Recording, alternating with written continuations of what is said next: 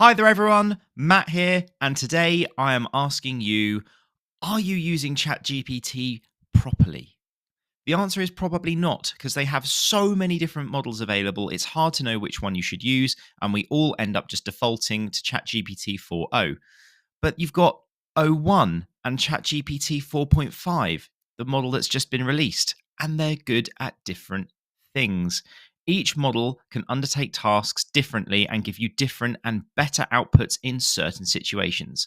So, in this short video, what I'm going to do is show you the one that you need to be using based on your use case and what output you desire. So, without any more waffle, I'm going to tuck myself down in the corner, throw my screen up, and show you exactly what you need to know. Let's go. Okay, so here we go. The first prompt that I made, and it's quite a lengthy one, was ChatGPT, I'd like you to write a long form text post for my LinkedIn profile with a minimum of 2,000 characters and a maximum of 3,000. It should be in a friendly, warm tone with a business edge. And then I discussed in that prompt exactly what output I would want and then put in a few key issues it should address. I don't normally write my posts like this. I normally do a top down or a bottom up approach, i.e., I write the post first or just get ChatGPT to generate some ideas. However, this is just a test.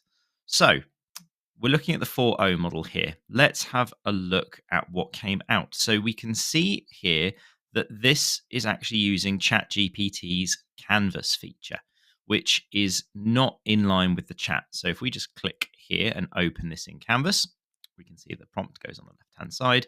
And this is an area that we can actually start to make our own edits if we want to, but this isn't about Canvas. This is about the different outputs of the different models. So 4.0, how does it go with this? So AI adoption in the workplace, why businesses must get it right. AI is no longer just a futuristic concept. It's here transforming how we work, communicate, and solve problems. Okay, so it's got a pretty decent top line. It's gone through the 5 points that I've talked about in my prompt. It's used a very healthy number of emojis.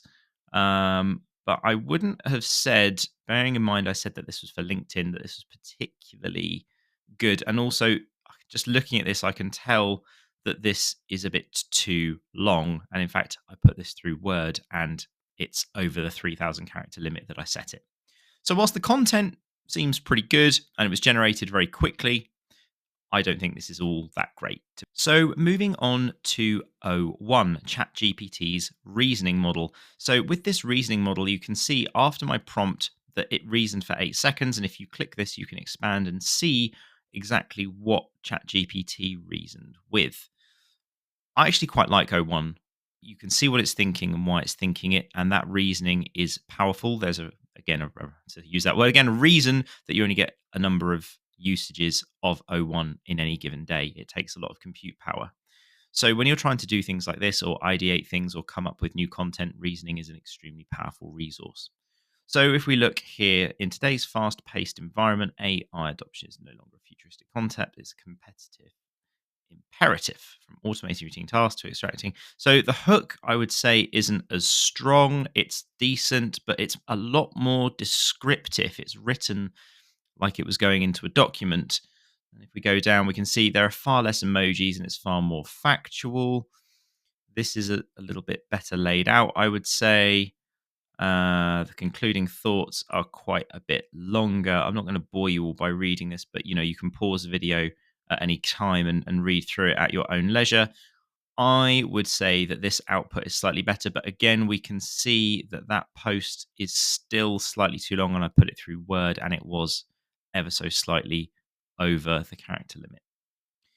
If we go into ChatGPT 4.5 that I've got here in another tab, you can see here it's come up with Canvas instead of using inline chat, although you can answer it in chat if you want to instead. So we'll pop open the Canvas. Artificial intelligence is no longer just a futuristic buzzword. It's here and it's transforming workplaces everywhere. This is a much better hook than either of the other two wrote. But let's be honest, adopting AI isn't just about installing a new tool. It's about thoughtfully integrating AI into existing team culture and workflows.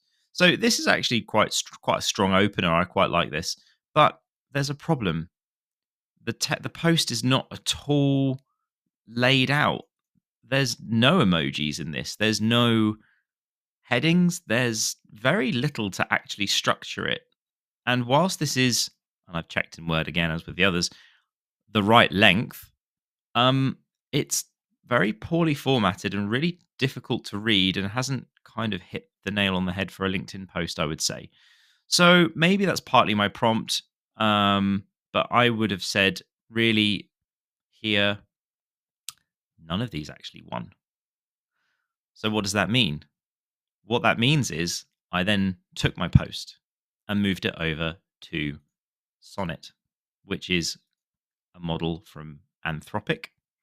So if you go to Claude.ai, you can go and access Sonnet 3.7.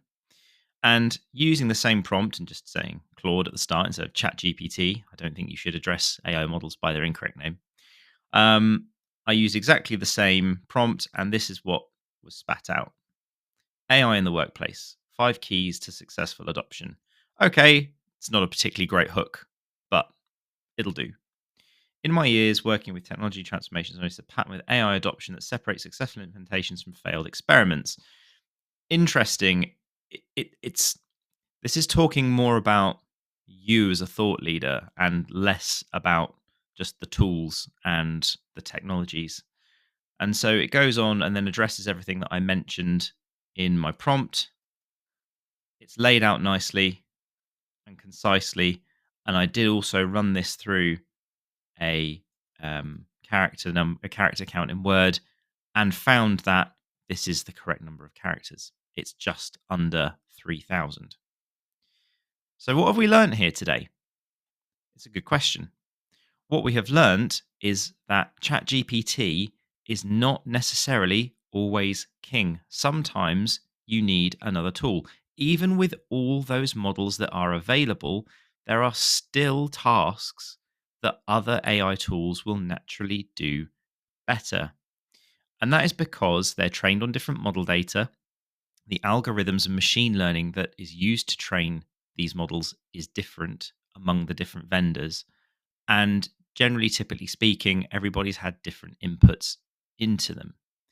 One thing that Claude can't do, for example, is go out to the internet to find new information, and its knowledge cutoff date was at the back end of 2024. So for research, it's not anywhere near as good as ChatGPT, but for this kind of writing, it blows it out of the water. So after a small digression there, we'll move back to ChatGPT and go back to talking about our models. So what should you do when you're approaching a new chat in ChatGPT? The first thing you need to do is have a look at what models are available to you up on the top left of the screen. So here you can see I've got all of the models available because I have a ChatGPT Plus subscription.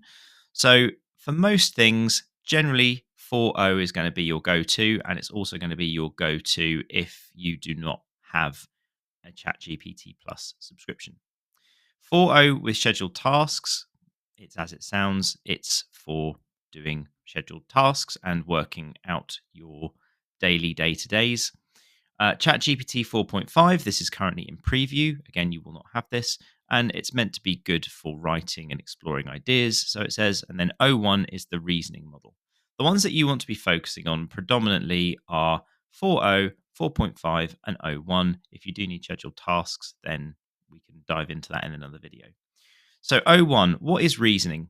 Reasoning is where the model is actually thinking about the question and thinking about the output versus just going through, doing a whole bunch of slightly more advanced if this, then that statements, plugging the data from several different places and then giving you a piece of output.